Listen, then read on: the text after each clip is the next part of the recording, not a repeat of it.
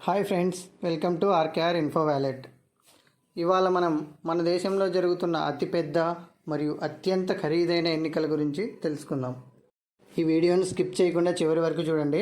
అలాగే మన ఛానల్ను సబ్స్క్రైబ్ చేసుకొని వీడియోను లైక్ చేయండి.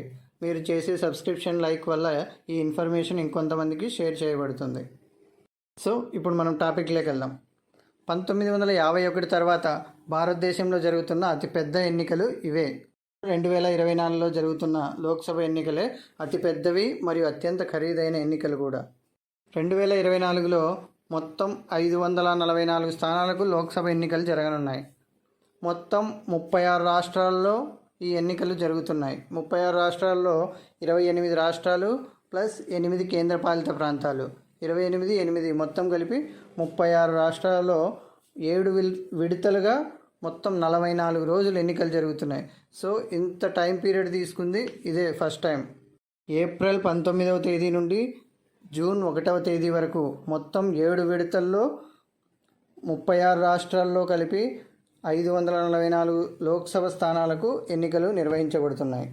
మొత్తం 140 కోట్ల భారతదేశ జనాభాలో సుమారు 97 కోట్ల మంది ప్రజలు ఈ ఎన్నికల్లో ఓటు వేయడానికి అర్హులుగా ఉన్నారు. ఇందులో దాదాపు దగ్గర 21.5 కోట్ల మంది కేవలం యువత మాత్రమే.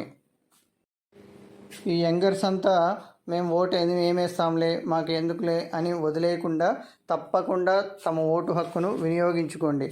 కేవలం యంగర్స్ మాత్రమే కాకుండా ప్రతి ఒక్కరూ, ఇది 5 సంవత్సరాలకు ఒకసారి వచ్చే ఛాన్స్ మనకు మన నాయకుడిని ఎంచుకోవడానికి. ఈ ఎన్నికలు ప్రశాంతంగా నిర్వహించడానికి సుమారు దేశవ్యాప్తంగా 11 లక్షల పోలింగ్ స్టేషన్లు అరేంజ్ చేయబడ్డాయి. అలాగే అందులో 1.5 కోట్ల మంది పోలింగ్ ఆఫీసర్లు నియమించబడ్డారు. 2024లో లోక్సభ ఎన్నికలు జరుగుతున్న లోక్సభ ఎన్నికలు భారతదేశంలోనే కాకుండా ప్రపంచంలోనే బిగ్గెస్ట్ డెమోక్రటిక్ ఎలక్షన్స్ అన్నమాట. దగ్గర 97 కోట్ల మంది ప్రజలు ఓటు హక్కును వినియోగించడం ప్రపంచంలోనే మొట్టమొదటిసారి. ఇది అయితే అతిపెద్ద ఎలక్షన్లు, ప్రపంచంలోనే అతిపెద్ద ఎలక్షన్లు ఇవి.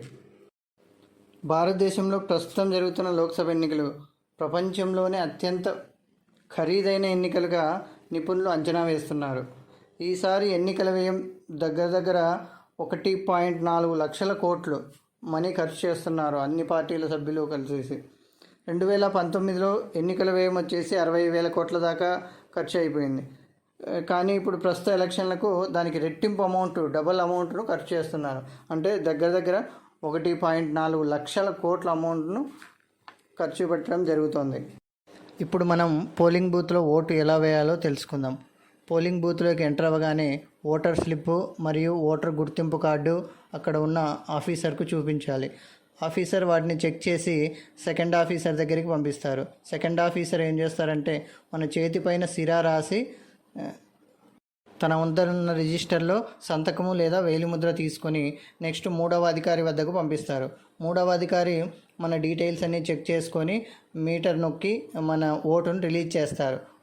ఓటు రిలీజ్ చేసిన తర్వాత మనం పార్లమెంట్ అభ్యర్థికి ఓటు వేసే ఛాంబర్కు వెళ్ళాలి. అప్పుడు పోలింగ్ అధికారి బ్యాలెట్ని రిలీజ్ చేస్తారు. అక్కడ ఓటు వేశాక మళ్ళీ తర్వాత రెండో ఛాంబర్లో అసెంబ్లీ అభ్యర్థికి ఓటు వేయాలి. నీ ఓటు వేసే సమయం కేవలం 5 నిమిషాలు. ఈ 5 నిమిషాల సమయంలో నీ పని మొత్తం పూర్తి చేసుకొని బయటికి వచ్చేయాలి.